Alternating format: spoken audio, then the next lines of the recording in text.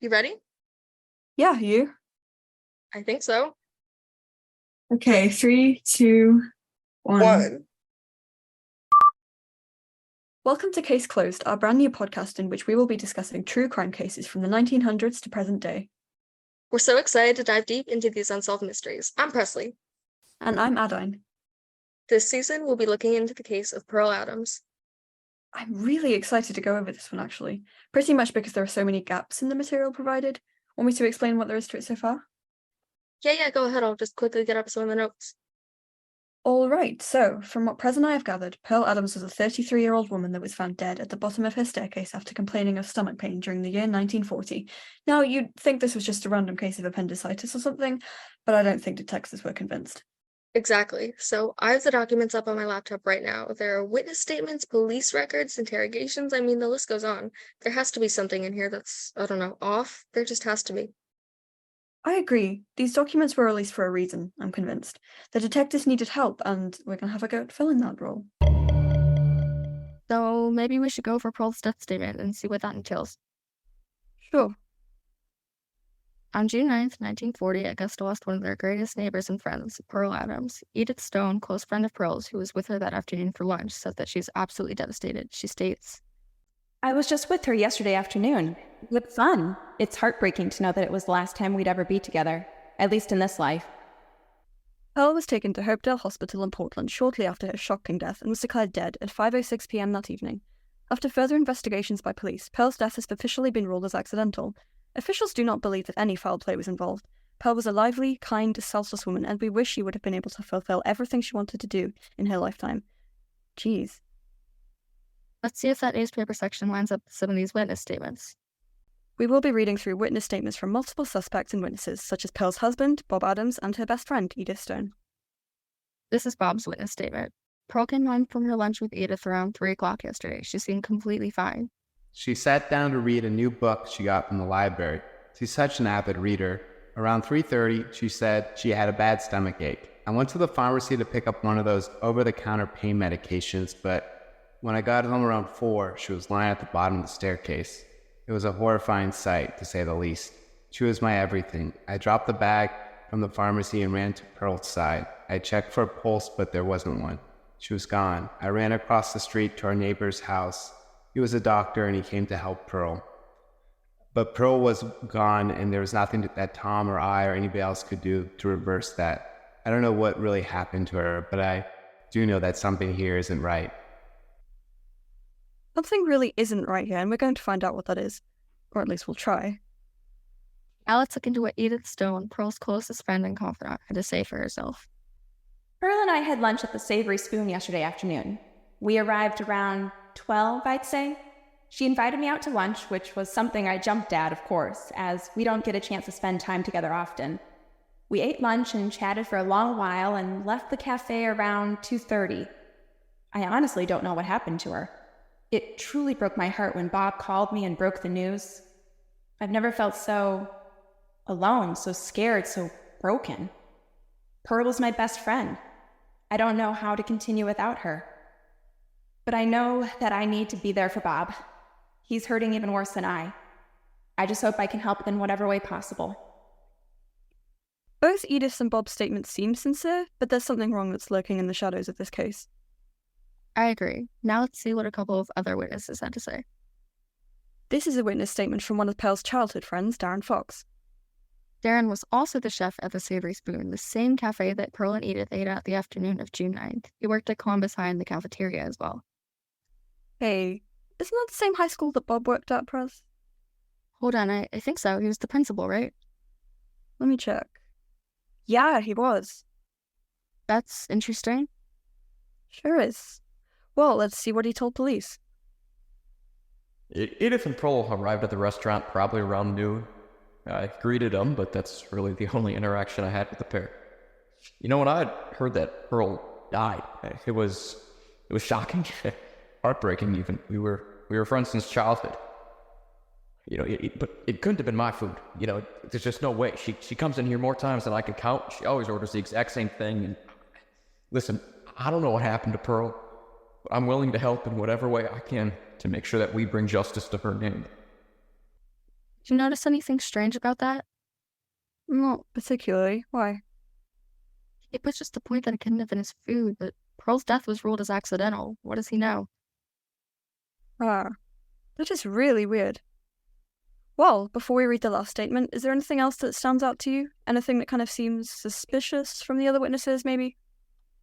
I mean, if you really think about it, they're all somewhat suspicious. Edith, probably not, although she did really emphasize the need to be there for Bob. Did, yeah. Little weird if you ask me. I mean, she seems empathetic. Still weird. Yeah, well, Bob doesn't seem suspicious either because, well, he was married to her. But then again, he did find her, and he was alone, so who knows? Yeah, but it wouldn't be that simple, and he seemed sincere enough anyway. I don't know. I mean, obviously we're supposed to think that Darren killed her. Like, have you seen mystery movies? They always go down the wrong path following the most obvious suspect, only to be blindsided by the one no one ever suspects. On this podcast, we got to the chase and follow all the right clues. Or at least we try to. I do honestly think that Darren is a bit suspicious, though, based on what I pointed out, but then again. Yeah. Alright, do we have any other witness statements to look over? Yep, one from a waitress working at the Savory Spoon. Oh, right, Holt. You want to read it? So Paul and her friend arrived at the cafe around 12:30. I got their drinks for them and after that their meals. I don't exactly remember what they had, but everything seemed fine. I was honestly shocked at the news, as that kind of thing isn't something you often hear of. But I truly don't know anymore. I wish I did. So it doesn't seem suspicious, but I can see why she was listed as a suspect. Can't take chances with things like this. Yeah, there's not much to it.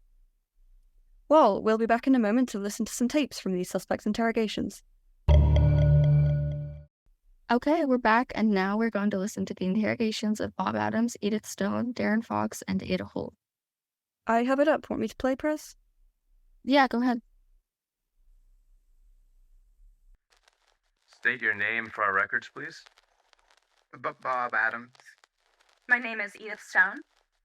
Darren Fox. Ada Holt.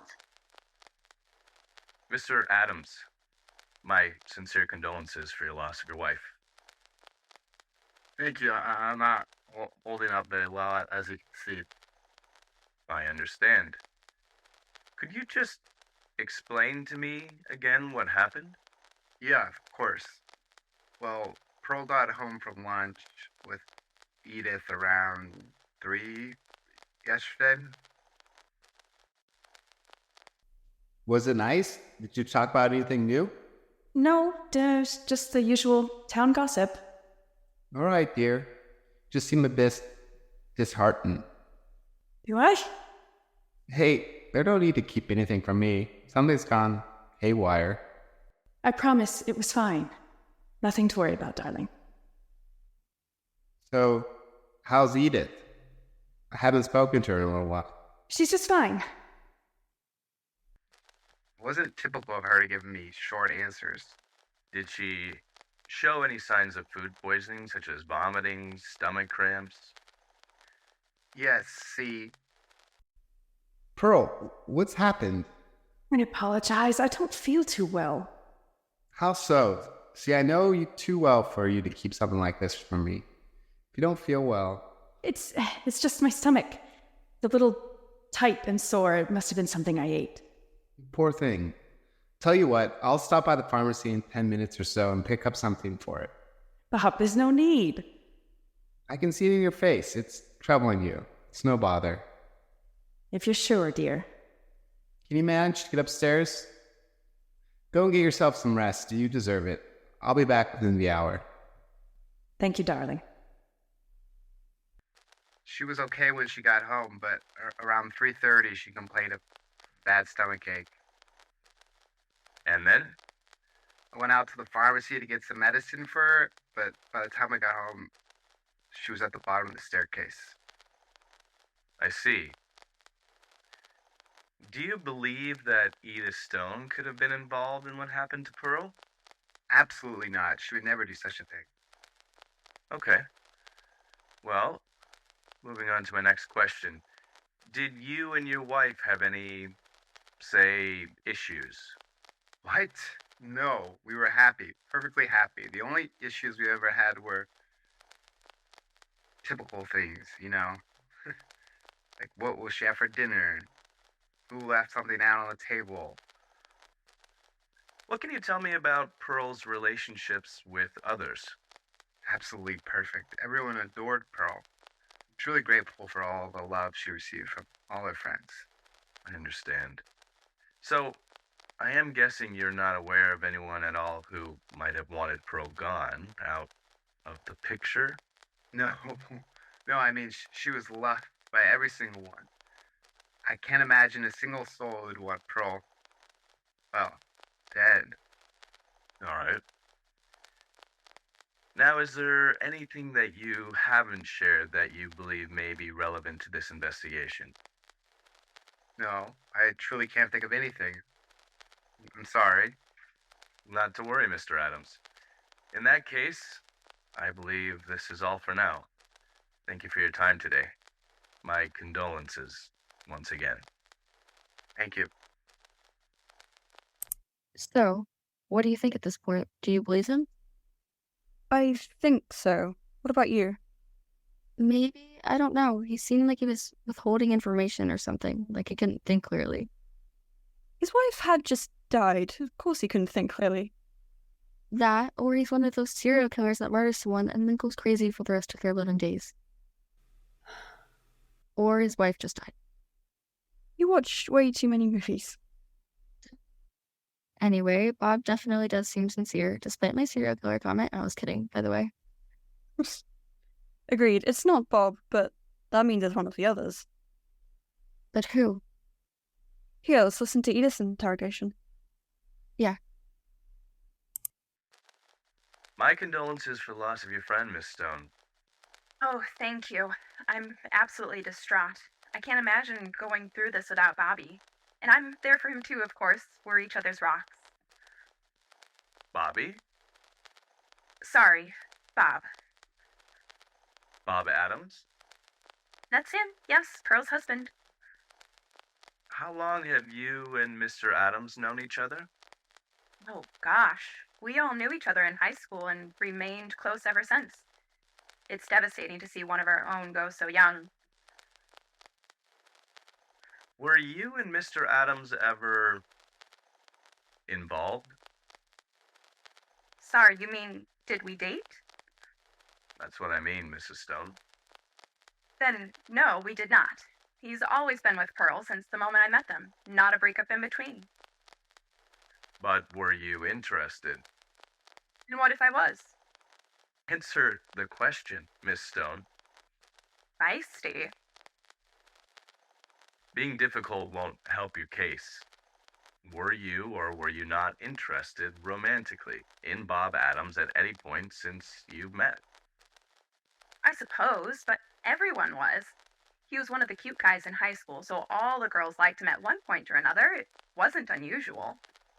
I understand. Could you tell me the reason for your lunch meeting with Pearl yesterday afternoon? Can't friends have lunch together without reason? They could. It was just a catch-up. We did that all the time. I see.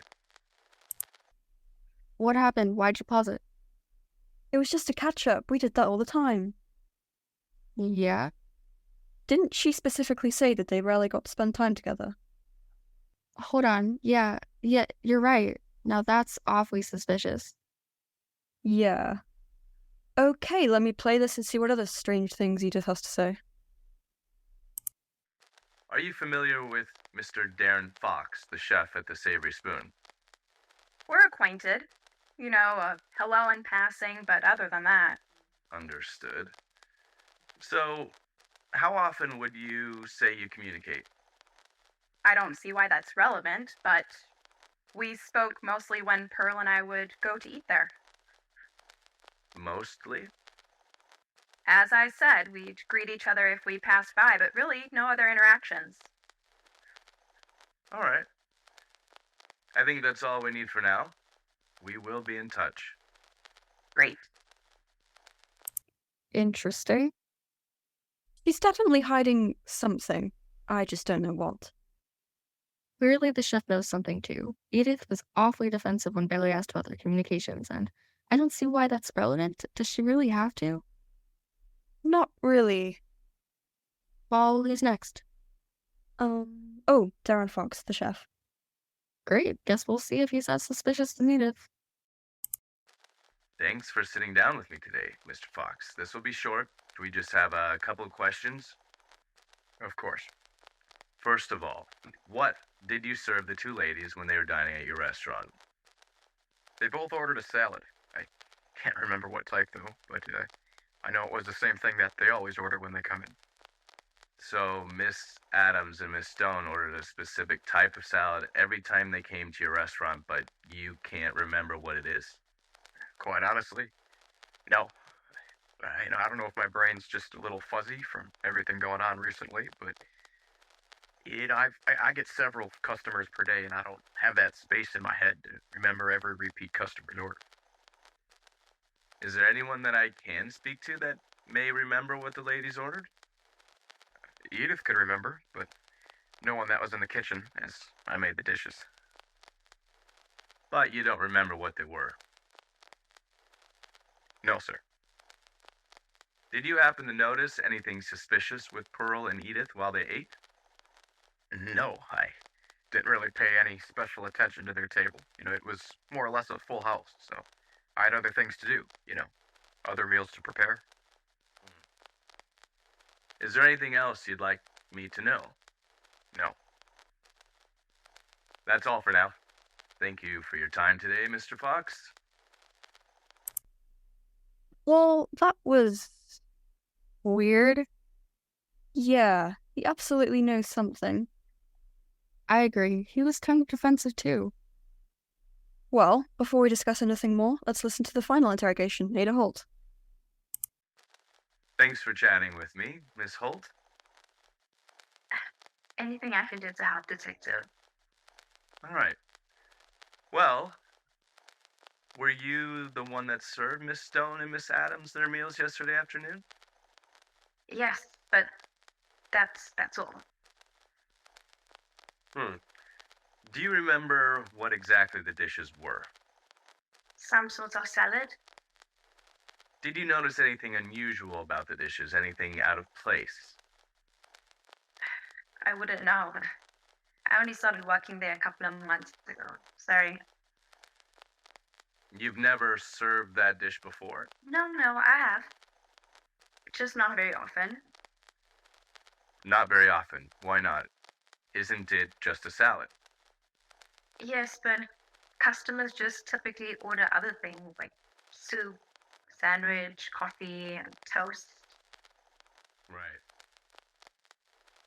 Were any of your coworkers acting, say, off?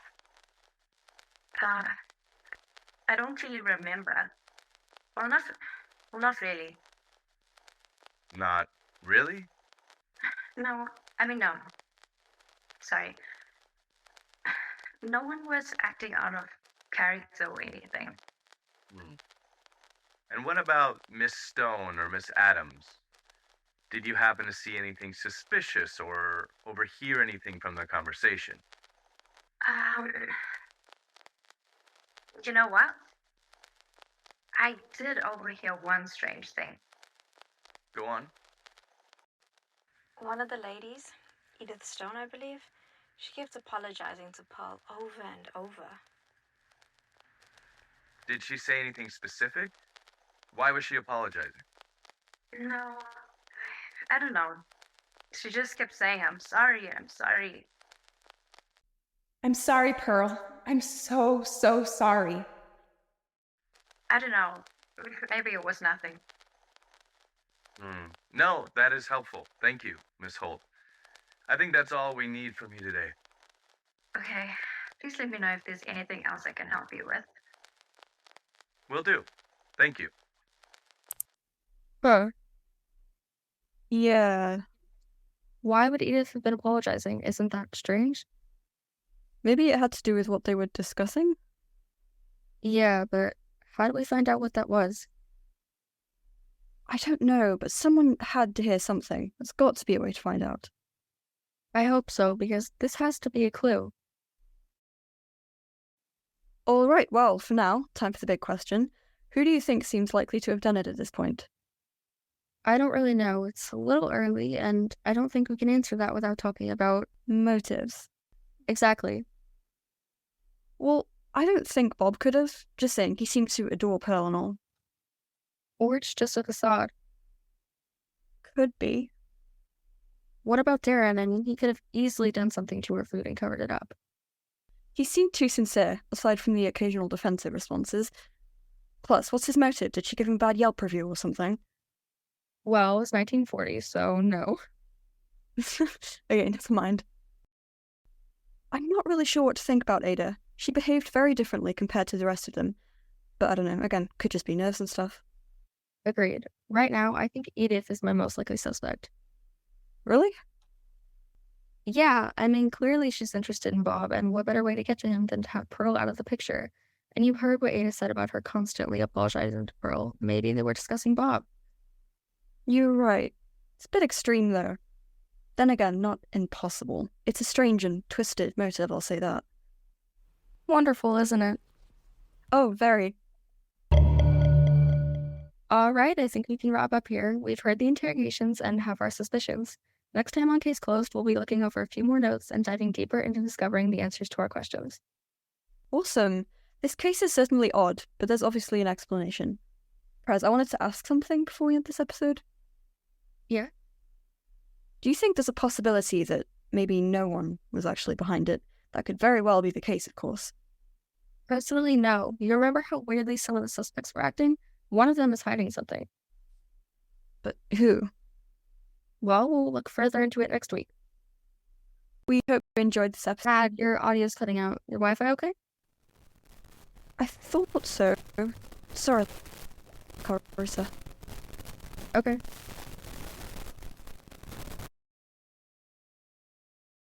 Oh, Ad, I think it's fine now. You there? I can't hear you.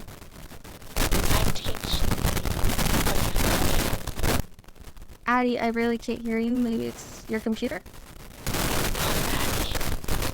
Still can't hear you. Hi. Sorry, I'm back. Took a little while. It's very, very dark here. No, your audio works. Oh, that's good. Must have been your end. There's nothing wrong with something here.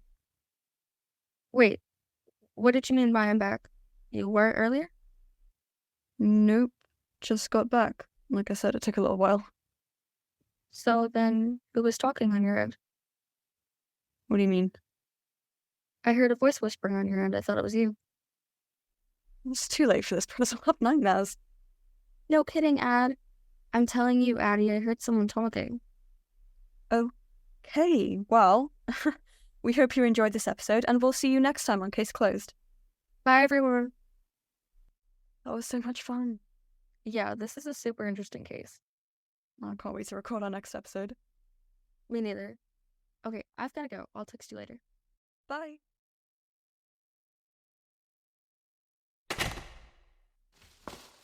I'm back. Are you feeling slightly better? Worse? I'm a tad late. Sorry, darling. There was, such a long queue. Seems everyone's having such stomach trouble today. Well, not that I know that they were purchasing stomach medicine also. Purring? Pearl? Whatever happened, Pearl?